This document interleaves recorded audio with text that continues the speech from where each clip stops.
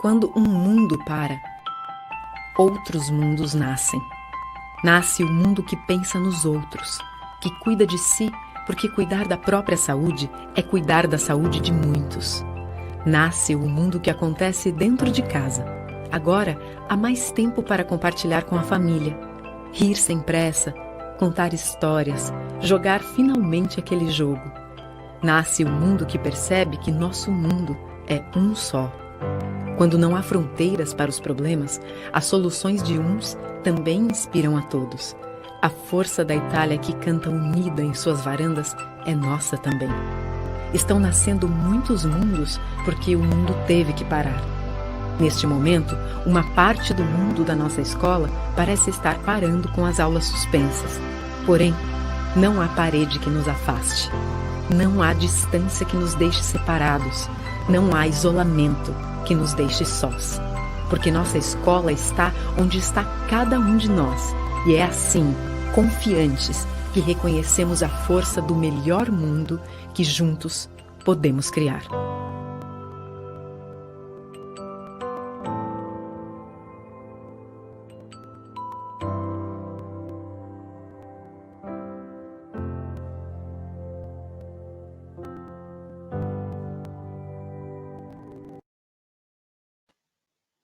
Quem age com empatia faz de seus atos ações luminosas que se estendem além de si mesmo. A percepção de que todos fazemos parte de uma mesma vida semeia os sonhos de um melhor futuro. Aqui, alunos e professores fazem do entendimento do outro o compasso que mede as melhores jornadas. No mundo anglo, a solidariedade traz futuro, porque é necessário ajudar a todos para enraizar o amanhã. Sistema Anglo de Ensino, porque aprender traz resultado.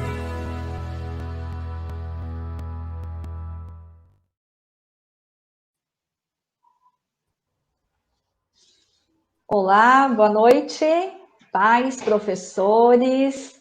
É um prazer recebê-los hoje aqui na nossa reunião, nesse momento já que a gente soma 127 dias de afastamento. Tenho hoje comigo aqui na sala técnica a Silvia, orientadora do primeiro ano, que vai nos ajudar nessa parte tecnológica. Ela é uma pessoa super engajada, ajudou a gente a descobrir essa nova ferramenta, né, Silvia? A Fátima, orientadora do segundo, e o Cavallo, coordenador do terceiro e do pré-vestibular.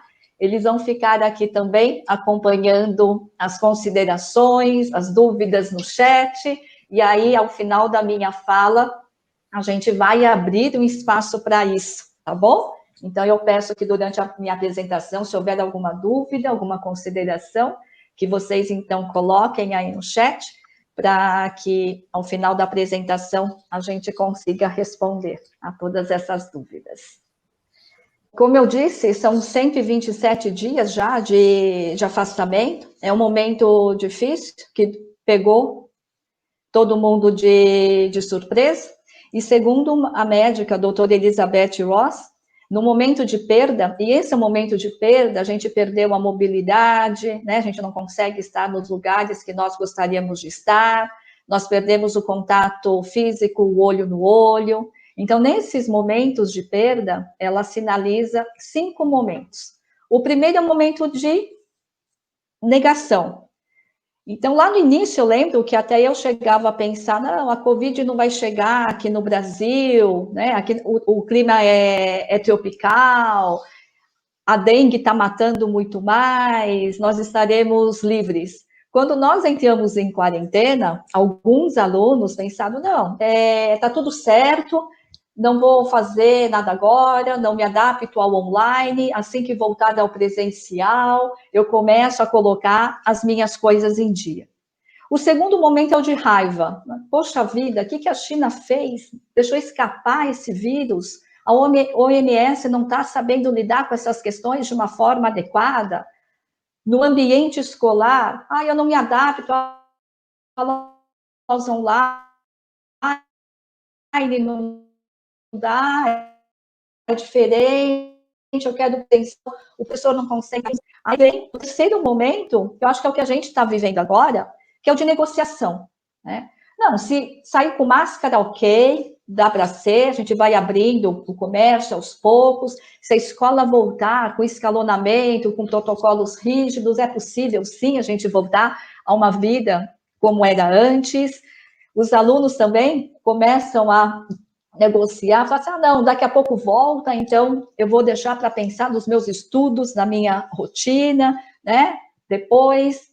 O quarto momento é o de depressão. Graças a Deus, os estudos indicam que, apesar da quarentena, né, é lógico que a gente tem algumas pessoas nesse estado, é um momento mais solitário, mas não está sendo tão enfático, tão alarmista. E o último momento é o momento de aceitação. A Covid chegou ao Brasil, nós precisamos nos proteger, precisamos ter consciência, agir corretamente para cuidar cada um de si, mas também pensando no outro. Se o primeiro semestre foi esperado um retorno presencial, a gente inicia o segundo semestre de modo remoto ainda. Por isso, essa reunião, para a gente conversar um pouquinho a respeito do segundo semestre, os alunos precisam aceitar que a gente vai ter mais um tempinho de aulas remotas e como cada um pode organizar a rotina para tirar melhor proveito e tornar esse segundo semestre um pouco mais tranquilo, né? E, de repente, aquilo que eu cheguei a apresentar em reuniões, que eu falava, olha, o mundo está muito complexo, muito ambíguo, o mundo VUCA, cujas iniciais vêm dessas palavras do inglês, chegou para todo mundo, sem que a gente esperasse. E nesse mundo, né, tão volátil, incerto, complexo e ambíguo, quando as incertezas pessoais são reforçadas atuais, ninguém estava preparado para a quarentena. Mas quem disse também que a vida teria uma trajetória linear? Talvez as nossas crianças, os nossos jovens, vivenciem esse momento como o primeiro momento de desafio, de caos, que eles estão precisando lidar com várias questões que antes eles não estavam acostumados. Mas a gente pode aprender com esse momento? Que experiências positivas que a gente pode tirar? Como que eu posso desenvolver a minha aprendizagem numa escola digital? E aí, nesse momento também, a gente está nessa incerteza. Vai continuar tudo online? A gente vai voltar no presencial? Quando que a gente vai poder voltar num sistema híbrido, presencial e online ao mesmo tempo, como as autoridades de educação têm indicado para a gente? E o que a gente percebe é que, diante dessa cultura digital, os jovens, a gente escuta muito, o jovem nasceu digital, mas é um digital mais lúdico do que pedagógico, porque eles estão também precisando aprender a lidar com as plataformas e com as metodologias que o mundo digital exige deles. E diante de tanta incerteza, a gente teve vários pensamentos, né, dos alunos que a gente conseguiu extrair, seja de pesquisa, seja do contato direto, da orientação com os alunos, e a forma como cada um reagiu ao momento de quarentena, ao momento digital das aulas, é que fez com que eles agissem em casa a forma como cada um estudaria. Como que seu filho reagiu? A hora que ele soube que a escola entraria em quarentena e que o modelo de aula mudaria. Qual foi a sua percepção como pai, como mãe, em relação ao comportamento do seu filho? Quais diálogos foram trocados nesse momento? Porque eu tenho dito, a gente assim, tem muita ansiedade pelo retorno, mas mais importante do que quando voltaremos é como voltaremos. A escola não poderia pausar. Escola é lugar de emancipação, transformação. Deixar as crianças e os jovens sem a escola, mesmo virtualmente, seria deixar as crianças sem possibilidade de aprender E muito mais do que isso, quando a gente se afasta da aprendizagem da educação, a gente deixa de aprender e o pior, a gente desaprende. E se as escolas particulares não conseguissem manter o ensino à distância, quem conseguiria manter? Né? Então, nós passamos uma pesquisa para os alunos, logo no início da quarentena, para que a gente pudesse também organizar toda essa rotina. No final de junho, nós fizemos uma outra avaliação, uma avaliação institucional, repetindo algumas perguntas, porque nós também queríamos ter a noção de adaptação, como é que cada um em casa está lidando com a sua rotina. Aqui eu tenho a resposta do primeiro ano, por que alguns se adaptaram e outros não? Qual foi a resposta que eles nos deram em relação a estudo à distância e rotina de estudos? Na sequência, a pesquisa do segundo ano e depois a do terceiro ano. Será que os alunos que demoraram nesse processo de adaptação ficaram muito tempo na negação e na raiva, em vez de somar esforços para desenvolver uma nova rotina de estudo? Será que eles demoraram para experimentar novas estratégias, perceber as possibilidades de se estudar também à distância?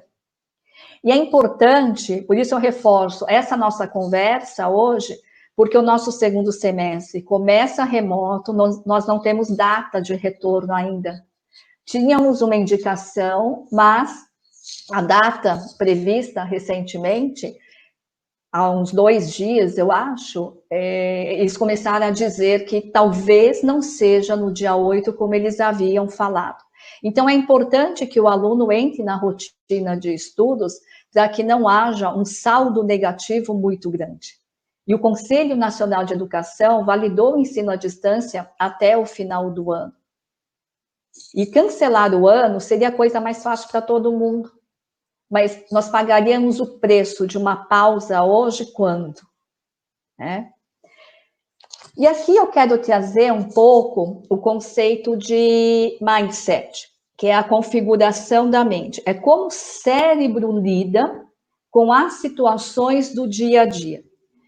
E é importante que as pessoas tenham conhecimento desse conceito e do mindset fixo e de crescimento, porque a partir dessa consciência é possível mudar a forma de pensar e de agir. Tá? Então eu pergunto, a gente vira e mexe, a gente precisa fazer atualização no PC, os adolescentes fazem atualização no celular, porque eles querem os novos aplicativos, então para o celular rodar menor, nós precisamos fazer as atualizações. E em determinados momentos é importante que a gente configure de uma forma diferente a nossa mente, né? Aperte lá o botão atualizar, dê um F5, para que os momentos, os desafios rodem de uma forma mais produtiva e mais eficiente. Nós temos 2 tipos de mindset, o de crescimento e o fixo. E o reforço de um ou de outro depende muito das interações que a gente tem ao longo da vida. Mas nós, como educadores e como pais, nós podemos fazer aflorar mais o mindset de crescimento. Uma pessoa com mindset de crescimento, ela é uma pessoa que percebe o quanto é importante o esforço, a dedicação, o tempo e a colaboração para aprender, para vencer desafios. Então, como é que a gente pode potencializar isso nos nossos filhos e nos nossos alunos? A primeira observação importante é que, mais do que o resultado, o processo deve ser elogiado, para que essa criança, esse jovem, percebam que o esforço e a dedicação podem levar você ao sucesso. Depende muito do que você reunir como força, né, e como dedicação para conseguir determinado aprendizado, determinada meta. Só que o elogio, ele precisa ser dado de uma forma merecida, porque tanto o jovem quanto a criança, eles não são bobos, eles sabem quando os pais estão elogiando por elogiar, até mesmo o professor, ou quando aquele elogio é verdadeiro. Existem algumas mensagens que às vezes a gente, como pai, como professor, a gente não percebe e que podem reforçar tanto um quanto o outro. Para que a gente encoraje o mindset de crescimento, eu vou citar alguns exemplos tirados do livro da Carol, mas adaptados à nossa realidade de escola anglo, né? Então, um comentário que encoraja o mindset de crescimento. Parabéns, você cumpriu com as suas tarefas de casa. Eu fico feliz com a sua organização. Você fez o seu dever antes de assistir às suas séries, antes de jogar o seu videogame. Nossa, meu filho, eu sei que hoje foi um dia puxado, você está cansado, mas mesmo assim você conseguiu fazer aula dada, aula estudada. Eu estou percebendo que você não compreendeu esse ponto da matéria. Eu posso te ajudar? Você tem dúvidas? Isso é normal. Você está começando um processo de conhecimento dessa matéria. Você tem dúvidas? Não está conseguindo se concentrar nas aulas online? Que tal fazer registros? Por outro lado, existem afirmações que vão reforçar o mindset fixo. Aquele que acredita que a vitória, o sucesso, depende basicamente da hereditariedade ou do talento nato. Então, essas pessoas, elas terão mais dificuldades de enfrentar e de querer enfrentar os desafios com medo de abalar a percepção que elas têm de si e também de não dar orgulho para aquelas pessoas que, no dia a dia, elogiam as façanhas, as realizações. Você aprendeu tão depressa? Parabéns! Nossa, como você é inteligente, brilhante, tirou 10 em tudo. Aqui a gente reforça só o resultado. A gente diz que depressa. Então, o tempo não é importante para fazer desenvolver? Às vezes a gente tem alunos que perdem a segunda chamada, não fazem o requerimento na secretaria, não procuram orientação, ficam no estado de paralisação. É uma pessoa com mindset fixo e que precisa ser trabalhada para que o mindset de crescimento seja mais forte. Eu não consegui me inscrever nas eletivas, mas não foi atrás de solucionar. Pode até ter perdido o prazo. Mas como que eu posso resolver esse problema? O resolver problema não é resolver problemas do mundo gigantescos. É resolver problema no dia a dia. Não fiz a inscrição, perdi a prova, quem é que pode me ajudar? Perdi essa informação, não vi esse e-mail, correr atrás das informações. Então, às vezes a gente acha que o elogio do talento e de alguma coisa que reforce que a pessoa já nasceu, né? Com isso vai aumentar a autoestima, ou que dar nota 10 vai fazer com que o aluno se motive. Ele sabe claramente que aquele 10 não é merecido, não faz parte do esforço dele. Então, reforçando, é importante a gente elogiar o processo, elogiar os exercícios, aquilo que ele fez, as tarefas concluídas, o estudo, a persistência e a utilização de boas estratégias. E a gente pode também, como educador, e aí o professor, o pai e a mãe são todos educadores, podem transmitir mensagens reconhecendo e demonstrando interesse pelo esforço do filho. Você me disse que organizou a sua rotina, está dando tudo certo? Você precisa de algum auxílio? Você conseguiu colocar atividades físicas na sua rotina? Olha, eu estou gostando da forma como você está estudando história. Você está experimentando fazer mapas mentais. Fico muito feliz, porque eu percebi que você se dedicou ao exercício de matemática, física, química, até conseguir resolvê-lo. Parabéns! E aí você elogia o esforço, as estratégias eficientes e a humildade. Ser humilde no sentido de perceber que você tem fraquezas, desconhecimentos, ir atrás de solucionar, de aprender, de resolver aquilo que não está tão bem esclarecido nesse momento. Ah, mas e se o meu filho perceber que ele trabalhou duro, duro, duro e não conseguiu atingir o que ele queria? Pode acontecer. Mas aí a primeira pergunta que a gente precisa fazer é: a estratégia estava correta? Porque a gente escuta muitos alunos falando, principalmente quem está no terceiro e no pré-vestibular. Ah, eu estudei cabala, eu estudei 6 horas, 8 horas matemática, eu fiz um monte de exercício, mas não deu. Fui muito, muito mal no simulado. Então, às vezes pode acontecer. Um atleta, um time, pode treinar, treinar, treinar muito, muito bem. Chega lá na final, o que, que acontece? Não tem a vitória, não tem a medalha. Então, isso sim pode acontecer.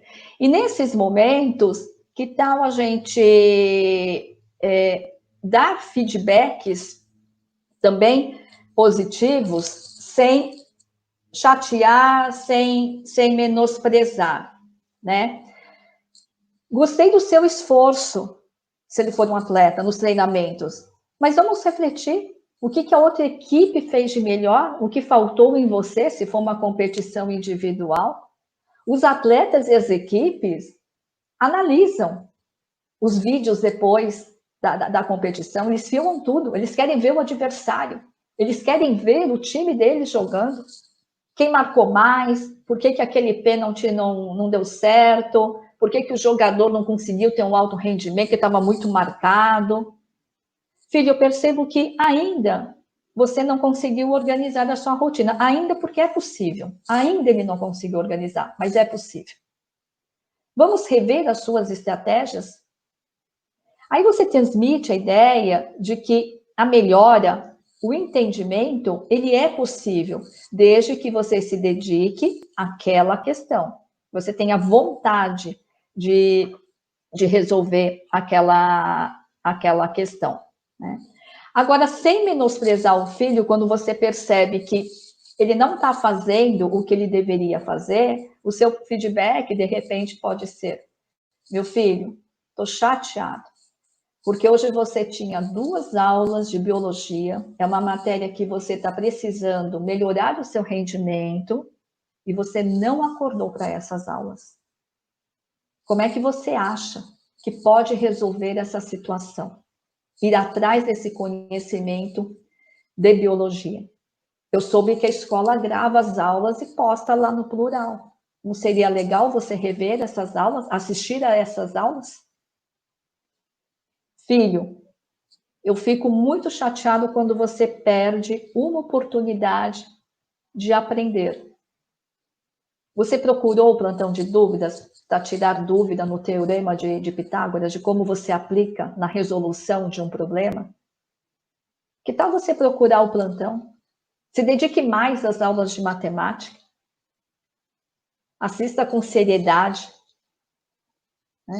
Então, todas essas indicações, essas mensagens, ao longo do desenvolvimento da criança e do adolescente, vão reforçando um ou outro mindset. Mas nós, adultos, podemos também, tendo consciência disso, ter atitudes positivas do mindset de crescimento. Porque a Carol Dweck, a pesquisadora, ela aplica isso na universidade. E aí no livro ela relata o que os alunos dizem em relação a essa consciência que ela dá desses 2 tipos de mindset. E aí os pesquisadores gostam de fazer 2 grupos diferentes de estudos, e ela diz: aquele grupo em que a gente trabalhou mais a consciência do mindset, né, e aí ela ia dando feedback, ia dando orientação, evoluiu muito mais do que o grupo que teve, por exemplo, aula de técnicas de estudo, de como estudar, de como fazer mapa mental, de como fazer resumo. Então, a eficiência, na visão dela, está, primeiro, na consciência, e do quanto você está disposto a mudar a sua forma de encarar os desafios e de aprender melhor. Porque a pessoa com mindset de crescimento, ela tem clareza de que aprender, evoluir, desenvolver são possíveis de acontecer em qualquer fase da vida. Então, é importante que a gente ensine mais do que julgue. as ações, tanto dos nossos filhos quanto dos nossos alunos. Aí, voltando ao esporte também, eu sempre gosto, porque eu acho que, de certa forma, tem uma certa analogia entre o mundo dos estudos e o mundo dos esportes, né? Os atletas, quando eles querem vencer, quando eles querem se aperfeiçoar, eles se dedicam muito. Oscar Schmidt, ele é conhecido como mão santa. Por quê? Arremessa muito bem, faz várias cestas e o time vence. Gente, mas será que ele nasceu assim? Deus falou, olha, você vai ser o melhor jogador de basquete brasileiro, você vai acertar todas as suas bolas. Será que foi assim? Eu não sei se vocês sabem, mas depois dos treinos coletivos do grupo, o Oscar ficava mais um tempo no ginásio treinando o arremesso. E ele estabelecia uma meta para ele mesmo. Por exemplo, eu vou sair daqui apenas quando eu fizer 50 cestas consecutivas. No dia seguinte, 70, 80, 100, não sei quantas, mas ele estabelecia essas metas.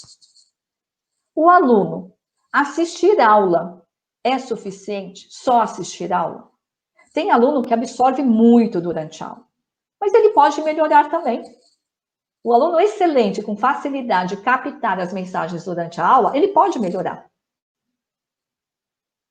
A gente tem aluno que se dedica mais aos estudos, aula dada, de estudada, tarefa mínima, tarefa complementar. Então, tudo vai depender do tempo, porque o mindset, ele indica que eu preciso de esforço, preciso das estratégias corretas e preciso de tempo. O ângulo, pelos anos, né, que o sistema tem, esse ano completando 70 anos, São José completando 45 anos, tem estratégias dos alunos. Aula dada, aula estudada, tarefa mínima, a importância do sono, da alimentação, enfim, tudo isso faz parte da rotina. Um outro atleta de basquete também, que todo mundo conhece, talvez tenha sido o atleta mais dedicado da história do esporte, é o Michael Jordan. Mas ele não é um atleta nato, porque ele foi recusado da equipe de basquete do ensino médio. Ele não foi aceito na Universidade da Carolina do Norte, na equipe dessa universidade. E quando ele chegou em casa, depois de ter sido recusado da equipe do ensino médio, chorando, arrasado, a mãe dele falou para ele voltar lá e ser mais disciplinado. Essa mãe estava desenvolvendo um mindset de crescimento. Meu filho, para o seu técnico, você precisa melhorar. E o técnico é a autoridade. Hoje, nesse mesmo livro, a Carol cita que os pais das crianças, né, que são jovens, quando eles perdem uma competição, que antigamente os pais iam do ginásio até chegar à casa de cada um, conversando com os filhos, né? Ai, olha, você não foi bem aqui, aquele time foi melhor ali. Enfim, eles iam analisando os erros e as estratégias erradas do time, porque perderam, e as estratégias corretas do outro time que venceu. E que hoje era muito mais comum o diálogo pós-derrota, porque o juiz roubou, ele marcou uma falta que não tinha, né? O técnico não é bom. Então, a pessoa com mindset fixo, ela acha que tudo que acontece com ela é conspiração do universo, não tem a ver com ela. Quem tem mindset de crescimento, ela olha para dentro de si, percebe os erros e fracassos e como ela pode melhorar. E isso tem muito a ver com o estudo. Quantos alunos tiram uma nota baixa e eles ficam se culpando, às vezes até colocando culpa, na prova estava difícil, aí o professor explicou diferente, pediu de um outro jeito, não deu revisão. Mas aqueles que conseguem superar, que é também uma estratégia que a gente diz, observe o que você errou, olha as anotações que o professor fez na sua prova, compare a sua resposta com a resposta de um colega que naquela questão teve 8, 10, para você perceber as diferenças. Que elemento que faltou para você não ter obtido a nota máxima? E aí, por conta disso, eu estava pensando no cursinho, porque não é uma atividade, nada no cursinho é obrigatório, eles não têm nota, eles se preparam para o vestibular. Então, a competição é o vestibular, eles não têm nota para passar. E a quantidade de redações que a gente recebe no cursinho é muito pequena, é muito pequena. E aí eu fiquei me perguntando, será que esses alunos não estão com mindset fixo? Eles têm medo de escrever, porque não sabem escrever, e têm medo do julgamento do corretor de redação, de observar, porque na redação o corretor aponta o erro, tá lá, visível. Será? É uma questão que agora eu vou começar a investigar e a ver. Agora, voltando no Michael Jordan, o técnico do Chicago Bulls disse que ele, mesmo ele sendo jogador nota 1000, ele não deixava de treinar. Mesmo eu tirando 90%, 100% do simulado, é importante que eu continue estudando, me esforçando. Porque todo mundo pode melhorar. Se eu sou bom, eu posso me tornar excelente. Se eu sou excelente, eu posso me tornar extraordinário. E essa melhora não é só para o estudo, para o esporte, é em relação a todos os aspectos da vida. Como pessoa, como profissional, eu tenho essa chance de melhora. Aqui eu trouxe como curiosidade, mas porque a estratégia mudou, eu não sabia, acabei, por conta da preparação da reunião, entrando com essa informação. Esse atleta foi o primeiro, na Olimpíadas do México, em 1968, a pular com a barriga para cima num salto em altura. Eu não sei, talvez você já tivessem conhecimento disso, eu não tinha, mas ele mudou a estratégia, ele não teve medo, ele agiu com um mindset de crescimento, e aí aumentou a performance pulando desse jeito. A partir daí, porque eu nasci em 68, eu já nasci olhando os atletas pulando de barriga para cima, né? E nunca também me perguntei, por que de barriga para cima? Será que nunca ninguém pensou em pular de outro jeito? Porque ele mudou a estratégia. Então, não adianta a gente ficar estudando, horas a fio, com a estratégia errada, porque isso não vai ser produtivo. E a gente precisa que as nossas ações sejam produtivas. É importante a gente não ficar perdendo tempo, né? E aí o convite para esse segundo semestre, e para os professores e para os pais nos ajudarem, é falar para o aluno, para o nosso jovem, pense como um campeão.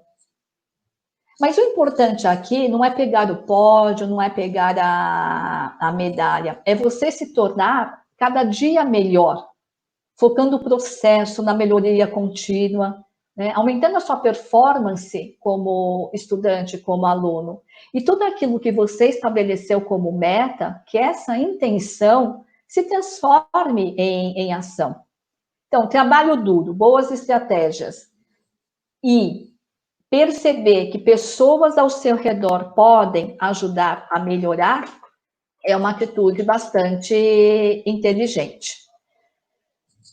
Nós percebemos que, como eu disse, alguns alunos se adaptaram mais rápido e melhor à quarentena, outros não, né? Parece que a rotina de estudos que eles haviam desenvolvido no presencial, se ela estava bem desenvolvida, eles conseguiram adaptar no formato digital. Mas por quê? Essa diferença entre adaptação mais rápida e melhor adaptação. Será que os estudantes não estavam mais blindados, assim como nós profissionais? Se eu já tinha uma rotina de estudo organizada, se eu já sabia que era importante fazer a aula dada e estudada, se eu já tinha uma estratégia de estudo para a área de humanas, mapa mental, para a área de exatas, fazer vários exercícios, quando eu saio do presencial e vou para o remoto, eu não parti do zero. Eu tive que ajustar algumas estratégias e alguns percursos, alguns caminhos. Alguns profissionais também se adaptaram mais rápidos. Falando da gente, da nossa equipe, dos nossos professores, né? E os professores, eu digo, a escola, no geral, é uma escola de mindset de crescimento. E eu vou dizer por quê. Nós temos grupos. grupos do primeiro, segundo e terceiro, de professores e equipe. Quando veio a notícia de que nós teríamos que mudar o nosso formato de aulas, foi no feriado de 19 de março, os professores vão se lembrar, foram 4 dias, praticamente, a gente rodava dia e noite, conversando, e eles colocavam nesse grupo as dificuldades também, eles não tiveram medo. Gente, eu não estou conseguindo subir a aula para o plural. Gente, como é que vocês estão gravando? Né? E um ia auxiliando o outro. Então, um grupo não é só indivíduo. Os grupos podem ter mindset fixos ou de crescimento.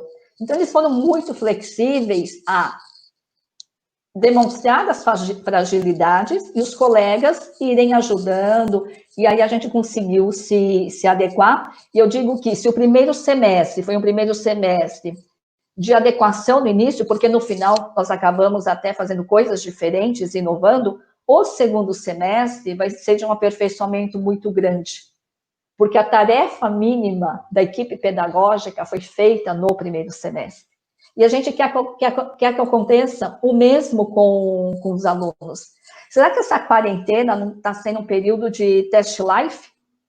Para que a gente aperfeiçoe, para que a gente tenha mais blindagens para lidar com outros desafios? Será que nós não enfrentaremos espero que pandemia não, mas outros desafios na vida pessoal, profissional? Como que você enxerga o seu filho com a atitude que ele tem hoje enquanto estudante, daqui a 20, 30 anos, no mundo corporativo, no mercado de trabalho? O que faz mais falta hoje? O que fez mais falta para vocês profissionais?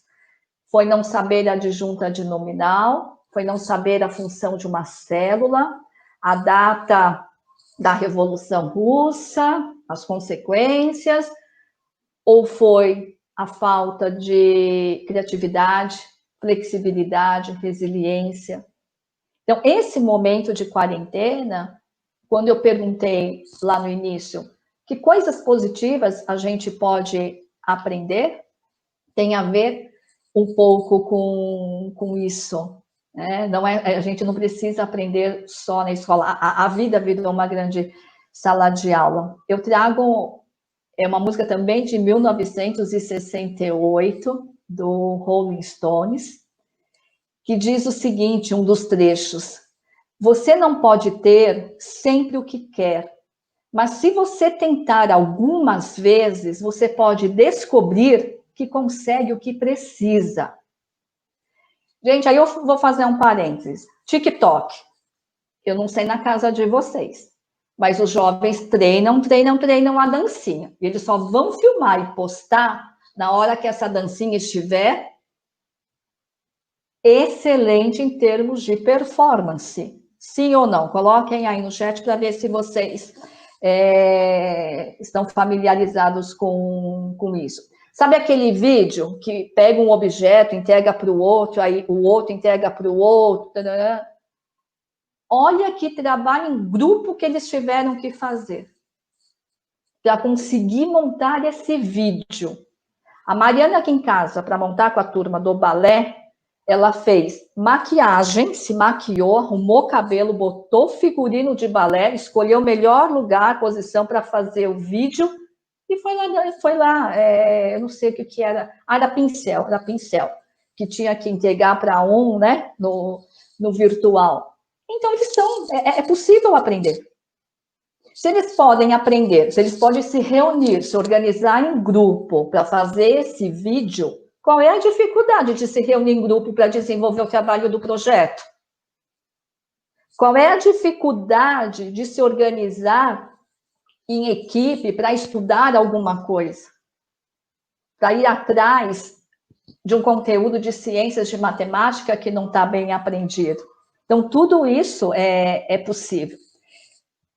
Eu vou trazer aqui, eu não sei se vocês tiveram acesso, nós mandamos o e-mail, as orientadoras conversaram com os alunos, e aí eu digo que, infelizmente, o número de alunos presentes às conversas da orientação educacional no primeiro semestre ficou aquém do esperado.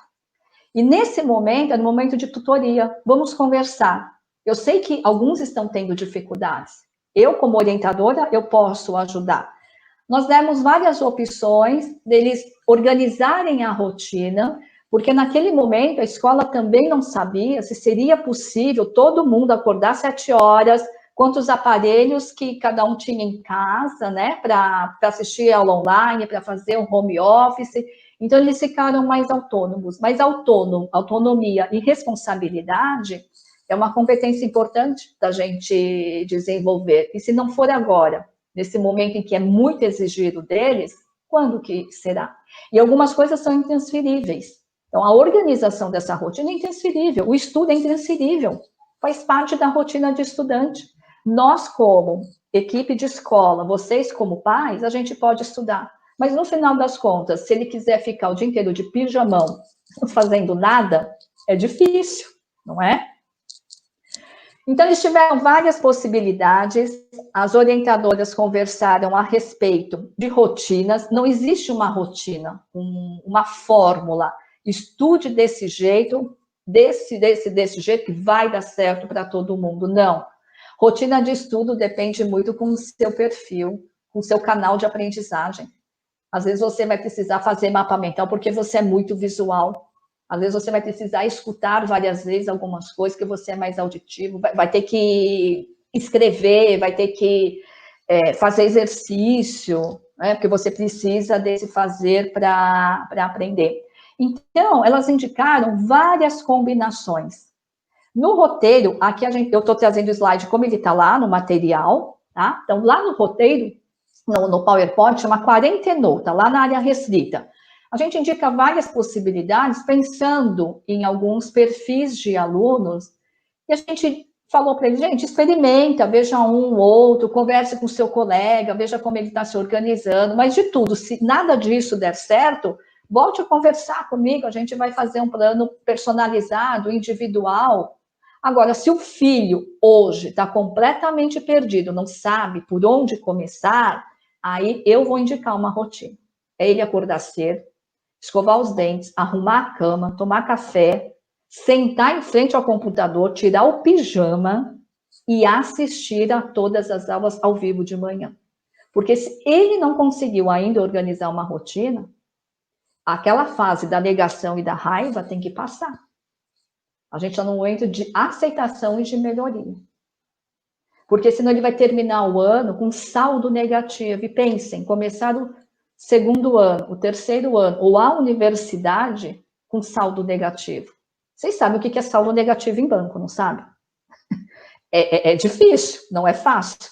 E quanto maior o nosso débito financeiro, quanto maior o nosso débito pedagógico, mais difícil é da gente organizar e partir dali para frente, tá? Então, eles tiveram essa oportunidade.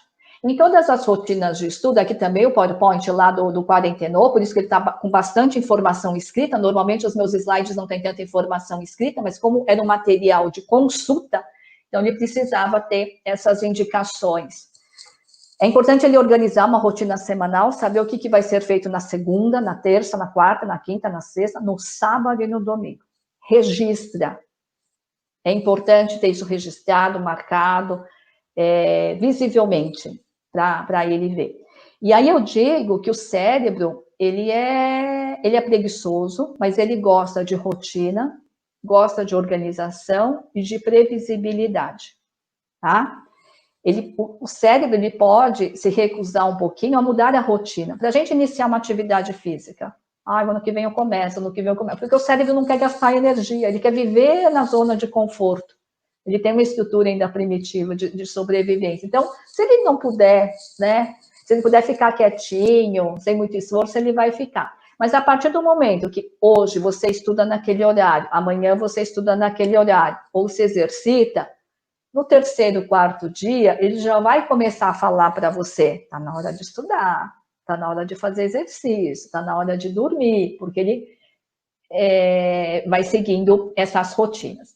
Atividade física diária, momentos de lazer, conversa com os amigos no ambiente virtual, são importantes também. É um momento de relaxar e fazer as coisas prazerosas. O sono noturno ele deve ser preservado, é o mais importante do que o cochilo durante a tarde, cochilo, 20, 30 minutos no máximo. É importante para revigorar, para você acordar mais desperto e concluir as suas atividades. Mas as horas de sono à noite são as mais importantes, porque o sono também ajuda a fixar aquilo que é importante em termos de aprendizado. E aí a minha sugestão é estabeleça metas diárias com os filhos, desenvolva um mindset de crescimento, metas diárias que ele consiga cumprir, tá? Então, você vai pular primeiro 20 centímetros, depois 30, 40, 1 metro, sei lá quanto. Então, tem que ser uma coisa factível para o momento do seu filho. Estabeleça metas diárias, dele assistir às aulas fazendo registros.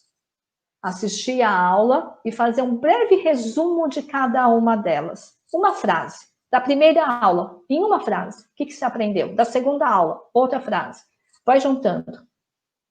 Se ele conseguiu estabelecer, se vocês estabeleceram isso e ele cumpriu, parabéns, elogio o esforço. Fiquei feliz porque nós combinamos e você cumpriu aquilo que estava como meta. Deixe isso fixado também lá como meta. Estabeleça uma meta maior para o segundo, terceiro dia. E já pensem o que vocês falariam para os filhos de vocês em relação a isso, tá? O cérebro vai precisar de umas 3, 4 semanas para reconhecer a nova rotina. Não é que eu vou começar amanhã e aí hoje é terça, né? Na terça, e aí na quarta-feira, não, tem que acontecer. Ele vai precisar de um reforço, ok? Qual é a grande meta dos nossos alunos do ensino médio? Eu acho que nesse momento é se tornar um estudante melhor. Porque se tornando um estudante melhor, ele se torna uma pessoa melhor, né? E aí os alunos do terceiro ano, a grande meta é passar no vestibular. Então, todo mundo é capaz. Todo mundo é capaz de passar no vestibular, na carreira, na universidade que escolheu como meta. A gente tem tantos exemplos de adolescentes, jovens, que não têm condições, eles estudam até com livros emprestados, catados aí, de descarte, e aí é muito empenho, muita dedicação. É lógico que numa classe menos favorecida, o esforço, a dedicação terão que ser extremamente maiores dos jovens do que a gente está falando agora. Isso é óbvio, tá?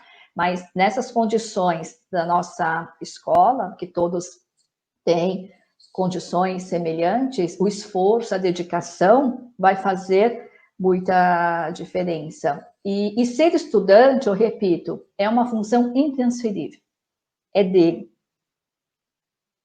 É importante que ele tenha isso muito entendido, né? O nosso mundo mudou, como eu disse, a sala de aula, a vida virou uma grande sala de aula, e mais do que os conteúdos, nós terminaremos toda a programação em 2020, não existe possibilidade, nós não cogitamos, vamos ler, o que não aprender no primeiro ano, aprende no segundo ano, não, nada de saldo negativo, nós encerraremos toda a programação de 2020 em 2020, porque nós temos condições para isso, as famílias dão condições para os filhos, e os filhos, nossos alunos, têm condições também de concretizar isso. Mas, nesse momento, além desse conteúdo pedagógico, como eu disse, a gente pode aprender muitas coisas com a quarentena. E aquilo que no pedagogês a gente chama de currículo oculto. É tudo aquilo que permeia as relações educativas dentro da escola, agora dentro do ambiente digital, dentro de casa, que não estão nos livros didáticos, nas apostilas. E que tem muito a ver de tudo isso que a gente conversou durante a minha apresentação.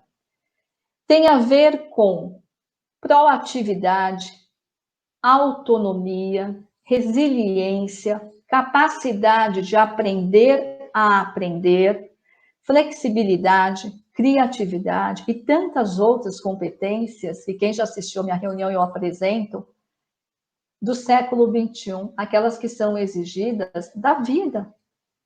A vida está exigindo agora.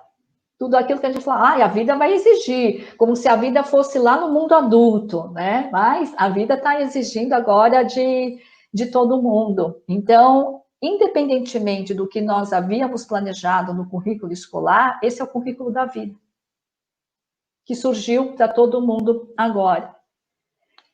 E por quê? Quanto mais ele tiver isso, todas essas competências fortalecidas, melhor será o boletim da vida dele, certo? Ele vai responder melhor a todos os desafios, a todas as necessidades de pensar em soluções de uma forma mais eficaz e rápida, porque muitas vezes a gente precisa também de agilidade.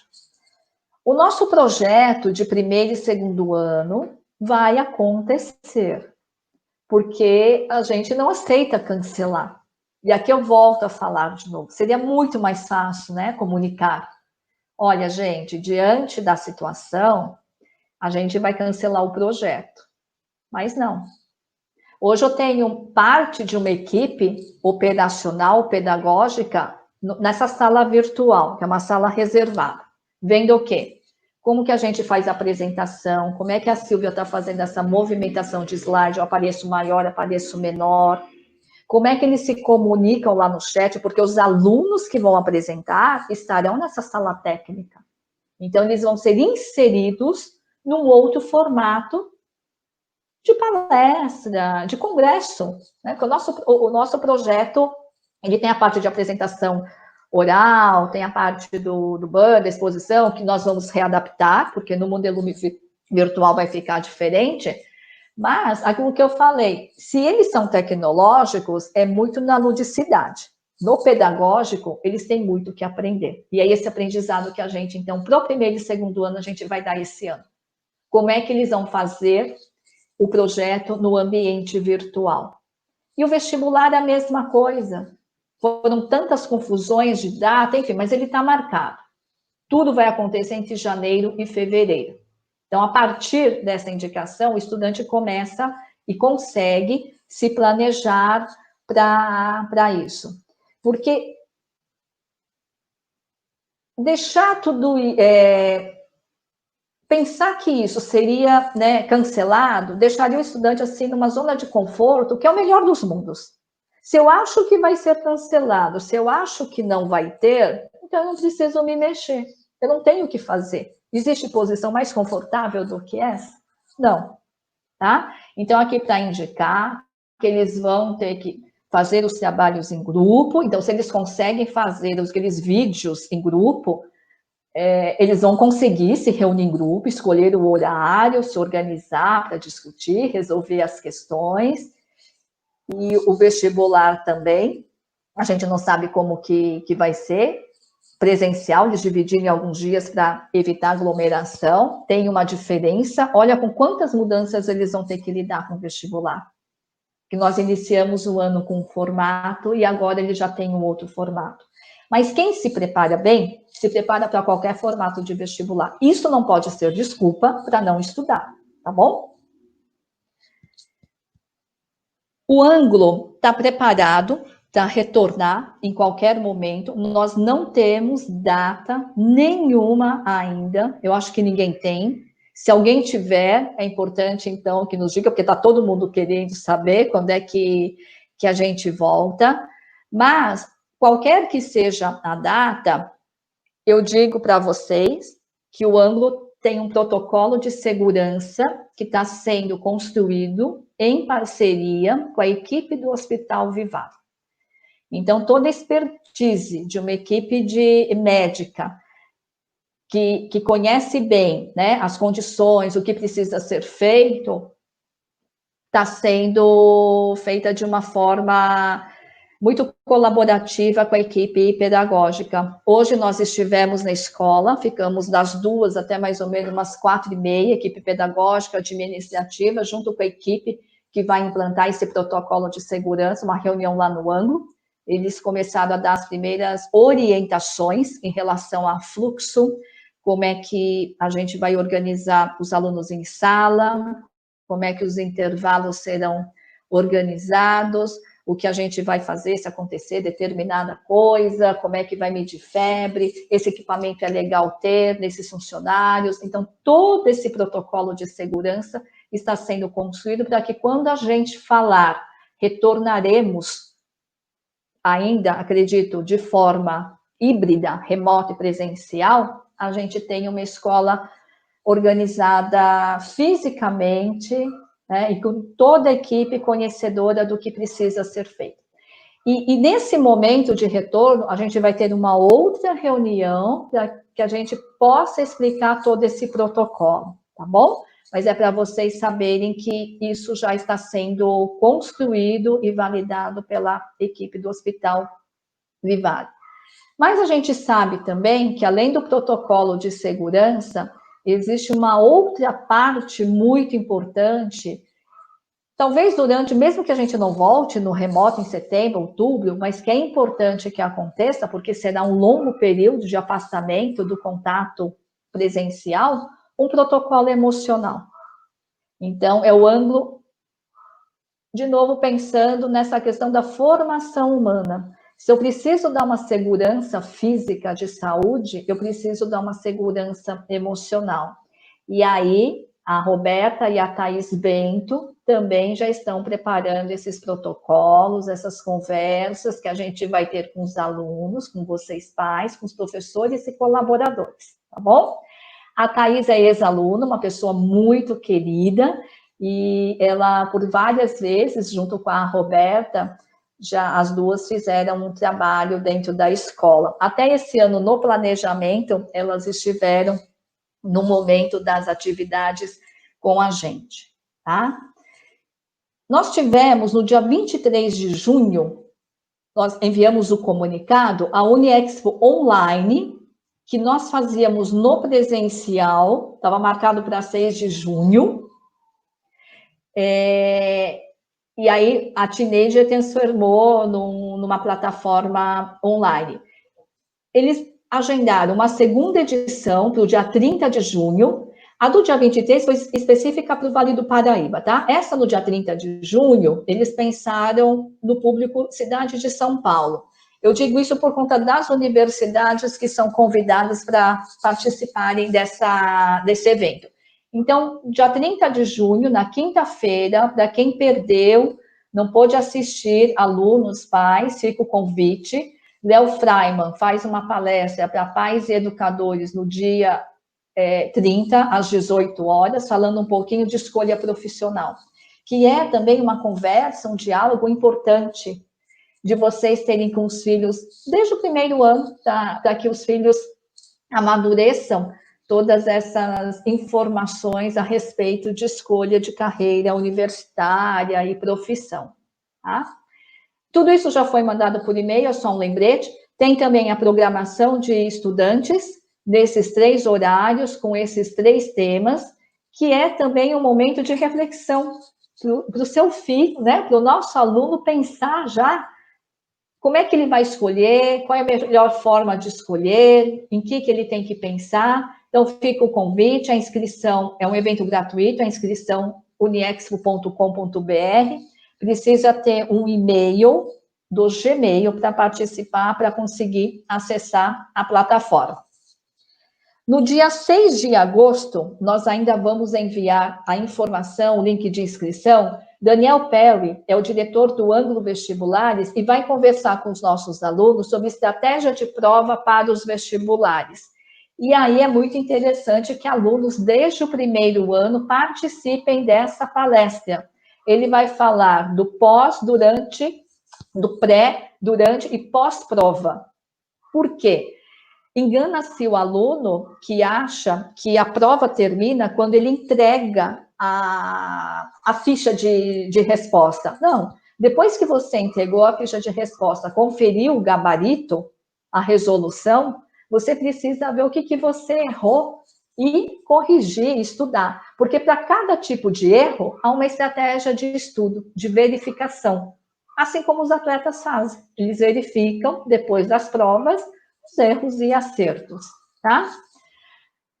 No segundo semestre, em setembro, vai ser no dia 16, é um workshop, serão 2 dias. A Vivian Salas, ela é psicóloga e master coach, vai ter 2 momentos de conversa com os nossos alunos. Vai conversar sobre como ser mais produtivo, como organizar o tempo para isso. Dá para dispensar? Dá para não assistir o webinário do Perry ou o workshop da Vivian com esses temas que são importantes daquele aluno que quer performar melhor, quer melhorar o seu rendimento? Eles vão falar de estratégias, eles vão contribuir para a melhora de cada estudante dentro da sua rotina. Então, eu faço um convite para que vocês incentivem seus filhos a participarem desses 2 momentos de conversa com esses 2 profissionais, tá?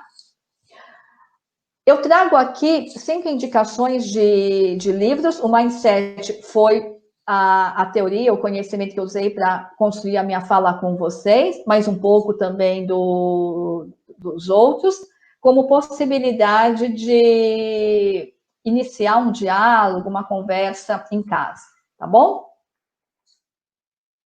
Todos conhecem a música do Toquinho, né? Aquarela.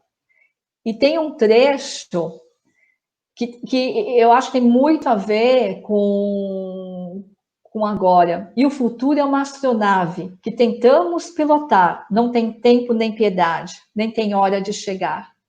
Sem pedir licença, muda a nossa vida e depois convida a rir ou chorar.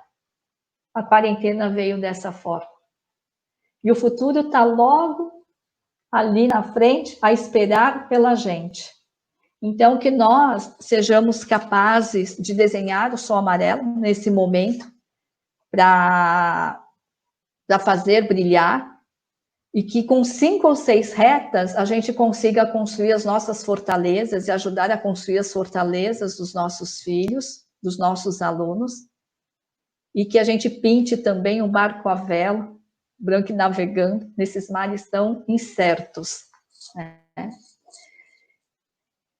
E se a gente imagina que as nossas ações do presente vão mudar o nosso futuro, é importante a gente também saber que o futuro se constrói com o presente, né? O futuro constrói o presente. A partir do momento que eu imagino o futuro, eu sei o que eu preciso fazer agora. Então, eu vou construindo esse meu presente pelo futuro que eu imagino. Boa noite.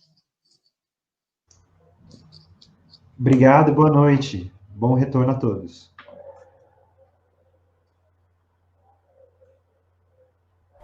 Com a tranquilidade de quem entende que as transformações têm o seu ritmo, os caminhos continuam sendo traçados. Com a quietude de quem está aberto para ouvir o outro, importantes laços são criados. Aqui, alunos e professores têm palavras que sinalizam trajetos em direção ao futuro. Aqui, no Mundo Anglo, a serenidade traz parceria, porque é necessário ter sintonia para criar novos percursos. Sistema Anglo de Ensino, porque aprender traz resultado.